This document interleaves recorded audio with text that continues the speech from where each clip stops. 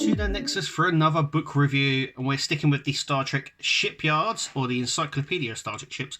Now, they're bringing out a few of these. I think the next one is called the Federation Alliance ships, so people that joined the Federation that had their own ships. Like I've said before in the other two reviews that I did, though they say it's the Encyclopedia of Star Trek Ships, because the series is still continuing, it means that these will constantly need updating. Hero Collector or Eagle Moss are not the only ones to do this. WWE do it with their books.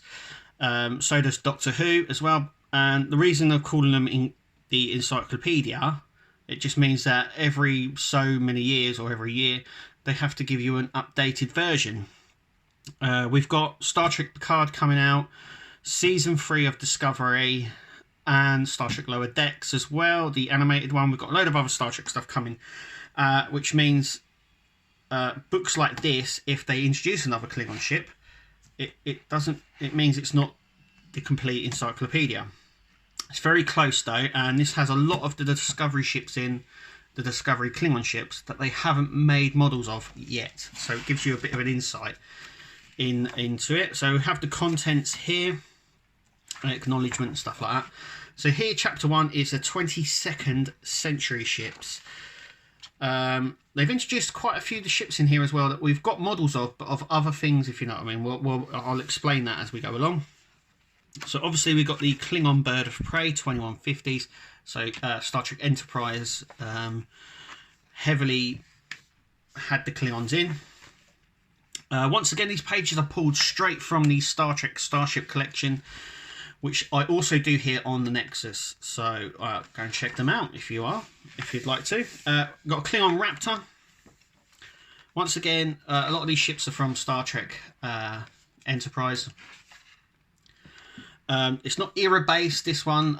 They're just like sort of thrown in. We've got the D5 Battle Cruiser as well. This is also ships from the Prime universe, so not from the Kelvin line or anything like that, which they also appeared in. So we have the D5 here. All the information and spelling mistakes and everything else are all there, so it's really bad. But yeah, they are all here. They're just pages pulled straight from it.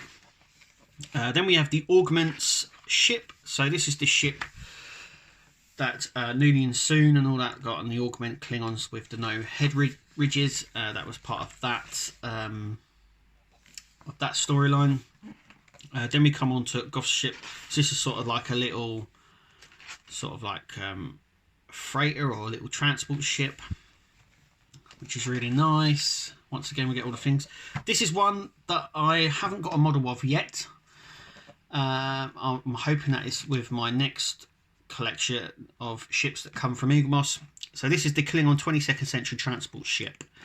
So I'm hopefully doing a review on this ship very soon. So want to check that out. Make sure you give us a quick subscribe to check that out. So I've not seen the magazine, but obviously this is all pulled straight from it. And this is the transport ship just here. Once again, all Enterprise era ships. Then we have the size chart, so you can sort of see the size here, and it also has the dimensions down the bottom there. Then we come on to chapter 2, the 23rd and 24th century. So this covers Discovery, TOS, Next Gen, DS9, Voyager, and beyond.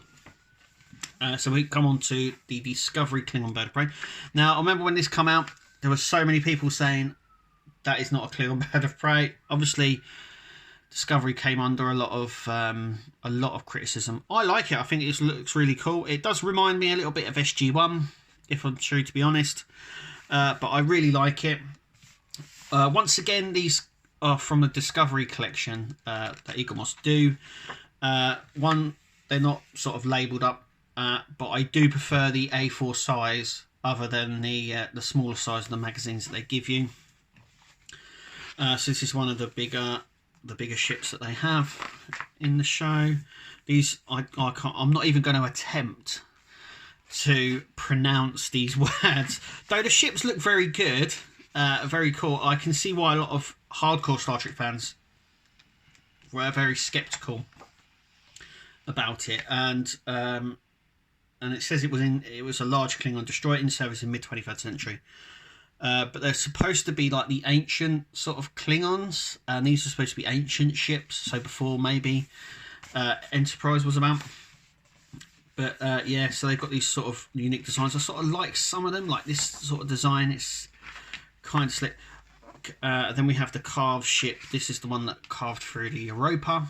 If you've not seen Discovery, I'm sorry, I've probably just spoiled it for you.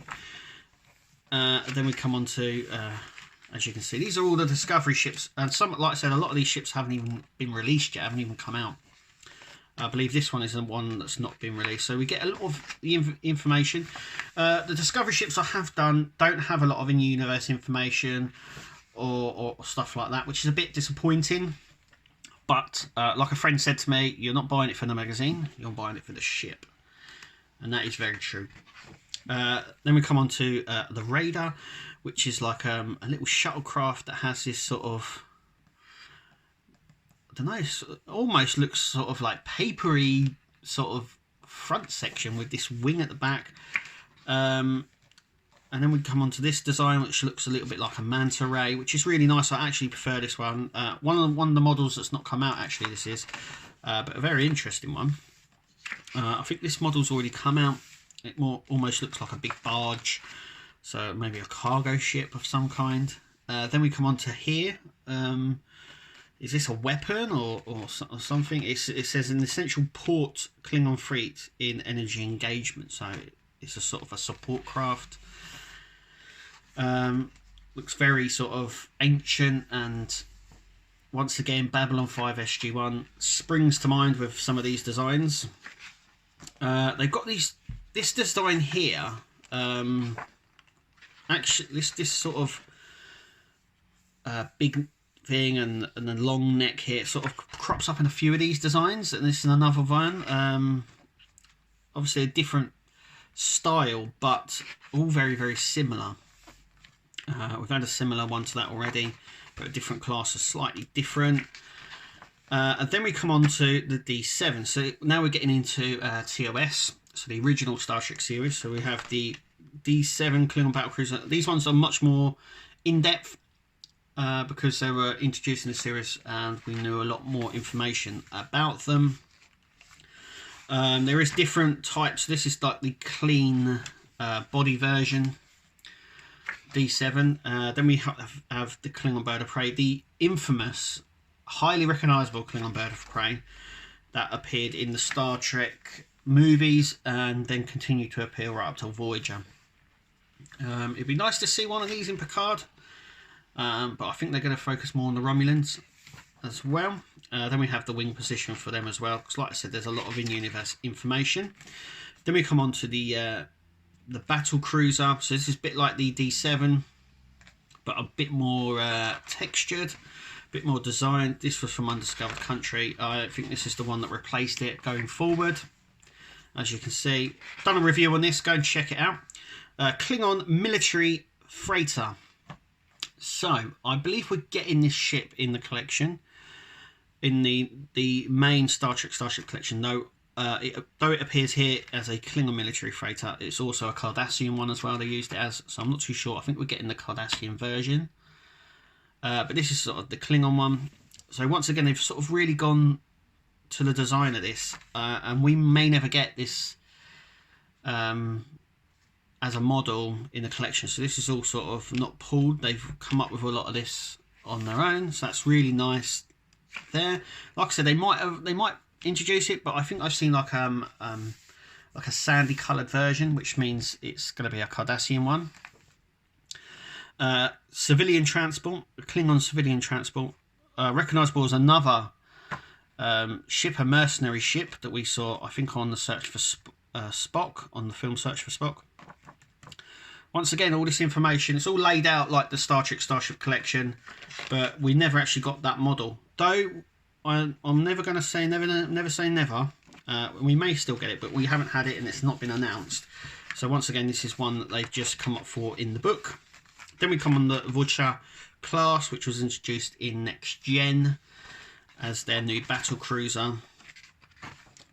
Once again, we've got a Klingon transport ship, 2372, which also appeared as another ship in Next Generation, and they turned it green. Once again, we've not got this model. We did get the model of the other version, but not the Klingon model. And there isn't a lot of in-universe information on there, which makes me think they've just stuck it in there. It's really nice that they have actually stuck that in there as well. Then we come on to the Navarch. So this is the new one, the Navarch that was introduced in Deep Space Nine. It did appear in the alternate universe on the last episode of Next Generation, but it became the flagship of the Klingon Defense Force there. So anyway, this is the size chart, as you can see as well. So these are the Klingon bird of prey that we're associated with. There were 3 different size versions as well, the Klingon bird of prey. But you can see these other ships that are on Discovery are so massive. Like I said, I've already... a lot of people have very highly criticised the ships. I think they're okay, but I do think they're a little bit oversized. Anyway, that's the review of the book for the Klingon Fleet book. Overall, I think the book's really nice, presented really nice. It's just like the other books that we've reviewed. I would mind now if Eagle Moss or Hero Collector, if you're listening, stop putting stickers on the front. There was a huge red sticker here, which took me a good 25 minutes to take off, and it's left this horrible mark on my book cover. But it was just this ugly red sticker on here. I don't know why they put it on there or why it wasn't easier to take off. But anyway, thank you for watching us here. Tell us what you think, and we'll see you at the next video.